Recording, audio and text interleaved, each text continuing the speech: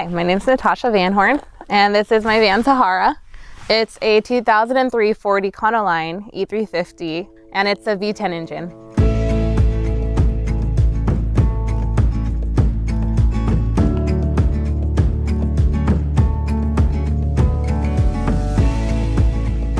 So Sahara is completely self-converted.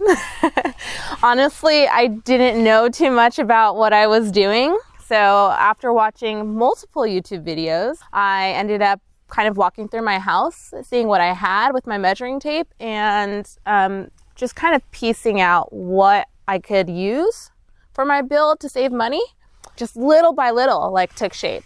It wasn't like an all at once thing. It just over time, it slowly came about. So you're gonna see a lot of things that are something you could probably easily find in your own bedroom at home. One of the first things is this backpack that I got at a thrift store.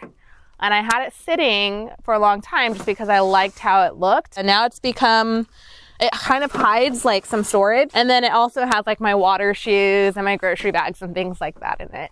So I have a backpacker's little stove, and I use that to cook anything really. I spent a good 7 days on a backpacking trip, and that's when I realized I didn't really need too much more. So I use that. I tend to do all of my food like pre-prepped though, since I don't have a full-on stove and my build is not exactly where I want it to be yet. So I have a backpack that's a cooler bag, and I usually put like dry ice in there since it's like really permeable. I'm not too worried about the effects of dry ice in my bag. I haven't had any issue with it. So I'll put some ice in there, and then that lasts for a good 2 to 3 days. Yeah.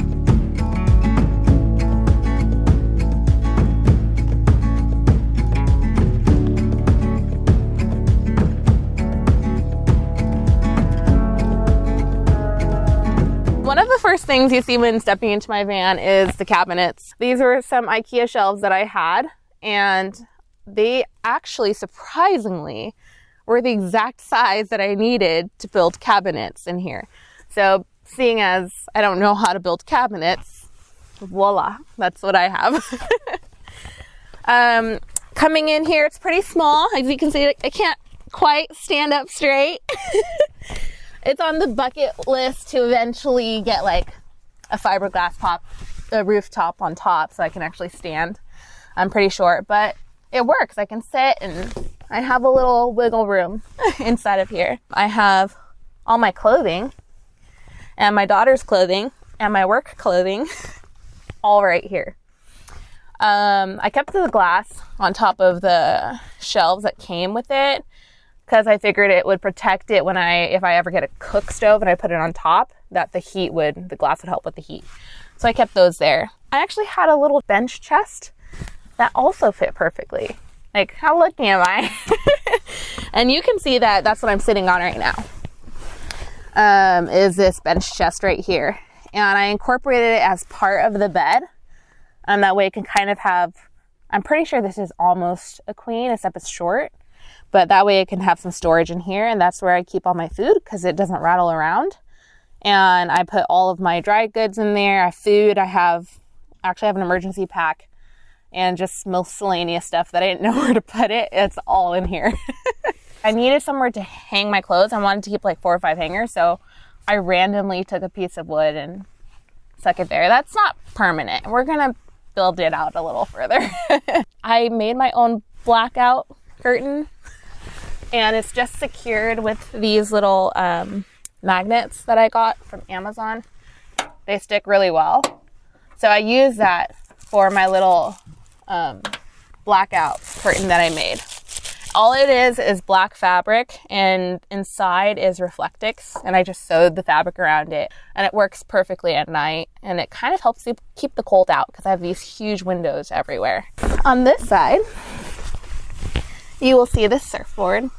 This is a goal for 2021, is to learn how to surf. So it stays here.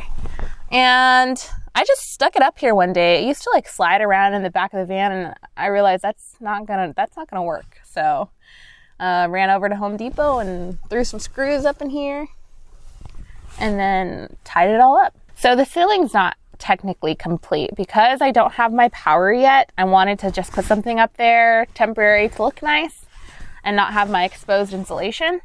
So it's just plywood. It's really thin plywood that I knew could bend to the shape of the roof. And then I just drilled it into my wood supports that are in the van.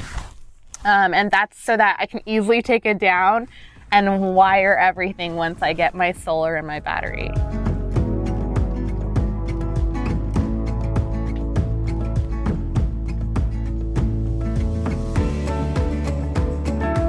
I started looking up ways to travel that was like really inexpensive. And then once I became a mom and I had a family, I was like, okay, that just makes the price so much more expensive. So the more I Googled, the more things started popping up in my feed. And I started to see this whole van life community of people. And I was like, wait, that's a thing? And then one time, I don't know what platform I was on, but I was looking through videos and I found this movie that was about this guy who liked to surf, and him and his family lived in a van. And this was like years ago. And so I watched that whole movie and I was like, yeah, I want a van. I want to live in a van. I want to travel around. I want to be able to go wherever and not have to pay for a hotel or camp with a child. Like, I love camping, but camping with a kid it's a different story. So I started looking into vans, and over the years, it was just research and this idea of like, I want to do this. Am I crazy? So this bed situation is actually going to change. I like it, but at the same time, I have a daughter who's doing virtual school, and I needed some place where we can sit and eat breakfast, and I could work on my laptop, or she can sit and do school on her laptop. So my goal is to do bench seats and then a table that will go up and down. So when I went on a backpacking trip earlier this year, and I was like, I need to keep this with me, just in case if I'm out and about somewhere and I want to sleep in a tent. So that's all underneath. It doesn't look like it holds that much, but it holds a lot more than what I've used it for. So I love hammocks. I actually have two, but the big one I can't show you right now because there's nowhere to put it. But I always dreamed of one day having a hammock room. So I collect hammocks when I build my own dream home one day. So I have this hammock that I'll just show you real quick. It's connected to like the reinforced metal on the other side. And then it's too long, so I just looped it. And I can even do this when the door's closed. And then during my lunch break, I like to come and chill. I sit here and I watch TV shows. Or I read a book or draw or just relax. And when my daughter's with me, I can never sit in here because she's always in it. There's a lot of van lifers who have a swivel seat, and they somehow take the front captain seat and they replace the base of it with a chair that will swivel. And I feel like that will give it a much more homey vibe, because then I can turn around and sit, or my daughter can turn around and sit and hold conversation with who's ever over there, if no one's in the hammock, of course. So that's my goal with that. There are a million projects swarming that I hope to accomplish.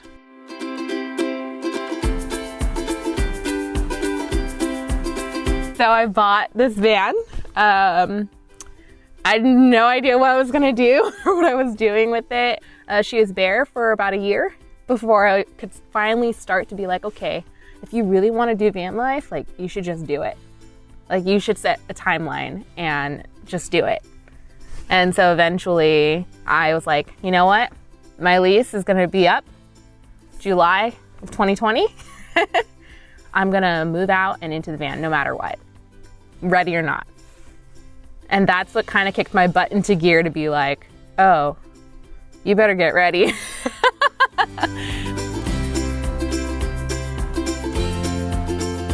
So you can find me on Instagram.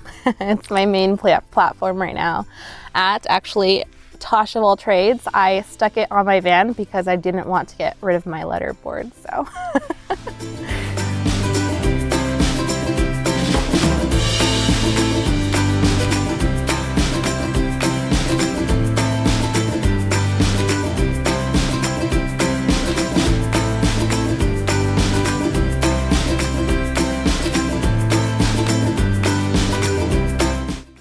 there's tons of people doing it, and they're successful and they're happy and they're stable, you know? And so that being done, there's enough proof that it's a very capable and solid lifestyle. I would definitely say if you're thinking about doing van life, don't be afraid to jump into the unknown. Sometimes our biggest fears bring us the biggest growth and some of the best friends and some of the best adventures. Thank you so much for coming out here and taking the time to listen to my journey. It means a lot to me, and the van life community has been so accepting and sharing wisdom and knowledge, and just people following along. It makes me happy. So thank you so much.